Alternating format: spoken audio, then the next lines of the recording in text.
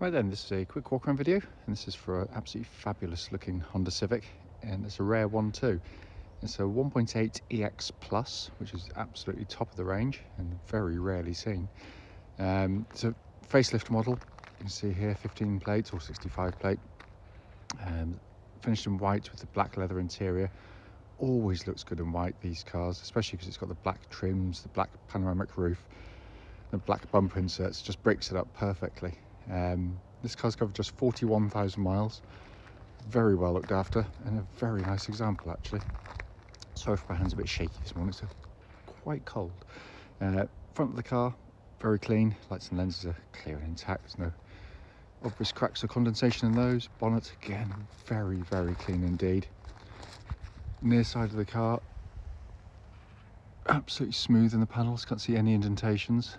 Really, really handsome looking cars these.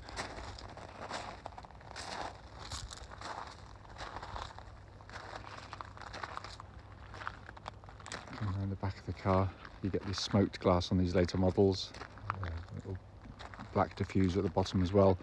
They're all very subtle, but they really do smarten the car up. It's a very, very effective sort of mid-life facelift for the car. Offside, driver's side, again, the panel looks very smooth. No car parking dinks or indentations that are immediately obvious. Come back to the remaining panels, very nice indeed. It's not to say, always say it in every video, there will be the odd minor kind of sort of age-related mark which you're naturally going to see or expect to see on a car this age, or that I might have missed. So I do try and pick up on what is, fairly obvious. Let's come into the boot area. Absolutely enormous boots, they really are, with sort of 60-40 fold. You get the kind of dual level floor there as well. It's been kept beautifully clean as well. Let's come into the back of the car, wide opening rear doors. Then you can see that full black leather interior, and this is the Achilles heel of all family cars, because this is where the kids tend to sit and absolutely obliterate the interiors. Yet this one, they've obviously quite rightly banished their kids. It's in lovely condition. I speak as a father of two and have suffered as well. It's lovely in there. Come to the front of the passenger side, again all very clean and tidy. Passenger seat, in honesty, doesn't look so it's really been sat on very much. Finally coming on the driver's side, door card again very, very clean and tidy. Footwell areas nice and clean as well. Driver's seat very good for a 7-year-old car. The only way you tend to get a tiny little bit on the beading there, always happens on them, because the bolsters are quite prominent, so they stick out, but you can recolour them in seconds, but I like to show them as original. So inside the car now, engine's running as always, this section, so the dash can be seen illuminated. What a stunning interior it is, and in lovely condition. Dashboard looks like new. Sat nav and push button start on this model, all working perfectly. Put the car into reverse.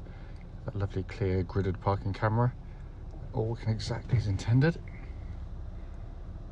So it's been kept beautifully, really, really has. Hopefully you can come up here and see for you. 41,395 miles. And if I pan back here, get the view of that stunning dashboard. I mean, that is, in my humble opinion, the best dash design you can see anywhere in its class, and it still looks good today. I think it looks better than the subsequent Civics in terms of interior design, but I'm an old fogey. Finally, just to show you, owner's manual pack and lock and wheel nut key, all here and present with the car. Right then, this is a quick road test video, and this is for a Honda Civic 1.8 EX Plus. This particular car is registered EY65XGG, and the mileage at the start of the road test is just 41,378.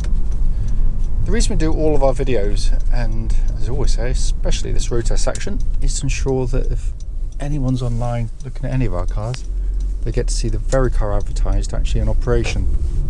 The reason we feel it's important is simple. It's because, like many people, we've been to see cars which have looked absolutely fine in photographs and descriptions, but only to get there and find it's got an obvious fault that shows up as soon as you test drive the car. We also do it on these very quiet country roads in this absolutely lovely part of Gloucestershire. And this actually forms part of the road test route we take our customers on. And the reasoning being that hopefully then it would be representative of what you'd feel yourself should you be offered a test drive in the car. So coming to the car, a bit of a busman's holiday for me this one really, because I've got a 1.8 Civic petrol, and it drives exactly like mine, and flawlessly.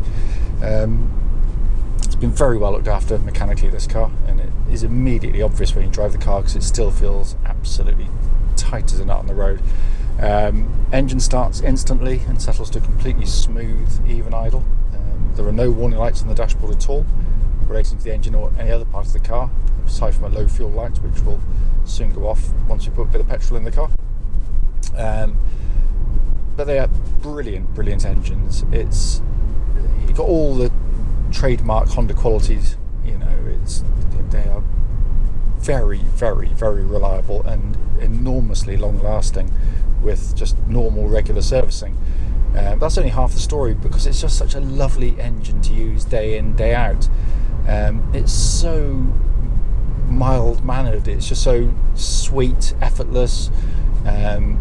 It pulls some very low revs. You can be up in 6th gear at just over 40 miles an hour. It's just so tractable in the way it pulls. But when it does rev, it does with that kind of lovely sweet induction noise that you get from Hondas. It's a fantastic engine, and they're very economical as well in regular driving. Engine then feeds into the clutch and gearbox. Clutch in the car, as you'd expect with mileage, is perfect. Bite point's exactly where it's meant to be.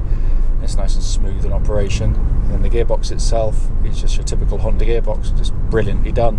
It's got a kind of Honda are brilliant at doing this kind of thing. They want everything you touch to have a really nice engineered feel, and that's anything, buttons, levers, whatever. And the gearbox is something you're going to be using most, so they put enormous efforts into making it feel like a high quality, substantial feeling, and it is.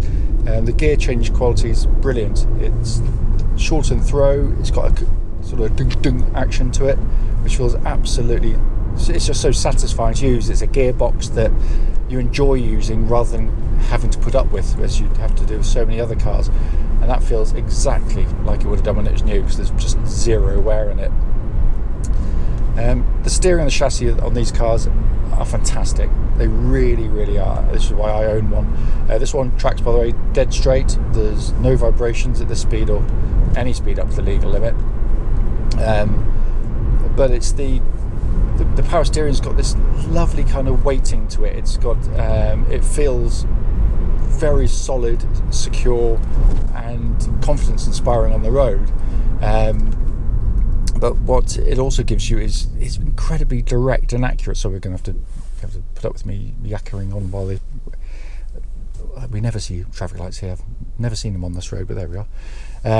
But yeah, it's got a fluidity to the steering. So when you turn in, minimal turn on the steering wheel, the chassis follows with the steering perfectly. And that sounds a slightly odd thing to say, but so many other cars you sort of turn and the car kind of lollops about a bit, or it's nervous. This is it just all flows as one brilliantly. The chassis itself has to sort of, all chassis designs are compromised between rock hard ride and brilliant handling, or soft squidgy ride and wallowy handling.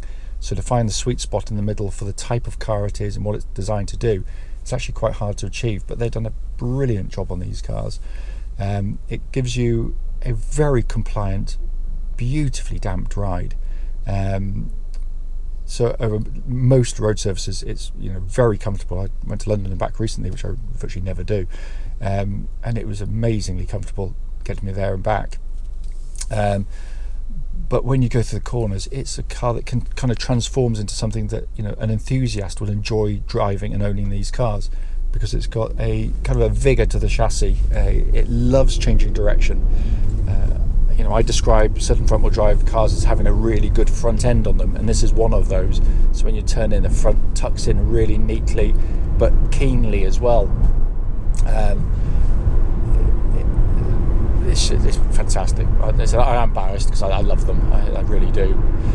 Worth pointing out, there's absolutely no rattles or clonks or anything coming from the suspension of the car. Instead, it just all feels absolutely as tight as a drum. I'm going to give the brakes a bit of a shove, make sure no one's directly behind me.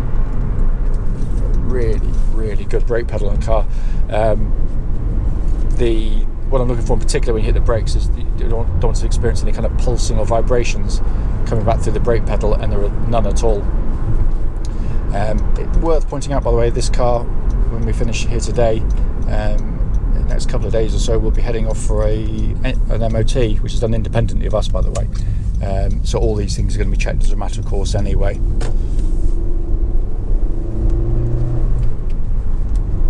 Finally coming inside the car, it's yet to be cleaned, but it's very clean in here. And the first thing you notice when you get in pretty much any Honda is the build quality, and videos don't really get that across, but there's no squeaks, no rattles. It feels really, really solid and really beautifully put together. Nice quality materials inside the car, and this dash design, which I readily admit is kind of a bit of a Marmite interior for lots of people. Some people love it, as I do, others won't, and I think that's really good design, because I think good design tends to polarize opinion. But what Honda have done with this is not just make it look nice, in my eyes at least, but it's there for pure function. So it's not there just to be sort of look showy and compromise what you're doing, because the ergonomics are absolutely brilliant. The most conventional part of the interior is this sort of center stack. So you just got your normal sat nav working very well, nice and easy to use. Dual zone climate control system, which gives you different temperatures side to side if you so wish. Got heated seats, all of these things checked and working absolutely perfectly. All the switchgear, by the way, has a wonderful, that quality of actuation I was mentioning earlier. It's got such a lovely tactile feel to it.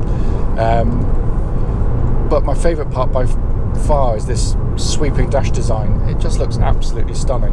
It's what they call a two-tier design, so basically you've got upper deck, lower deck, and the reason, the thinking behind it is that the information you look at on a more regular basis is mounted high up. So basically you're taking your eyes off the road less, because you can see it at the corner of your eye really clearly. So I've got an information display pod up on the left hand side there, and if I change things like fan speed or radio stations, it brings up a small screen down there but a much bigger display high up. But the one you look at most regularly, of course, is your speed, and you've just got this big, bold digital display, so I can look at the cars ahead, the road ahead, pedestrians, cyclists, whatever, and I can see my speed at all times. It's simply genius. Down below that, more conventional pod of dials, rev counter flanked by the temperature and fuel gauges. The lovely thick rim steering wheel feels fresh, there's no wear on it at all. The whole car drives absolutely beautifully. It really does. If there was it just feels tight still, really, really tight. As always though, if you've got any questions, don't hesitate, give us a call.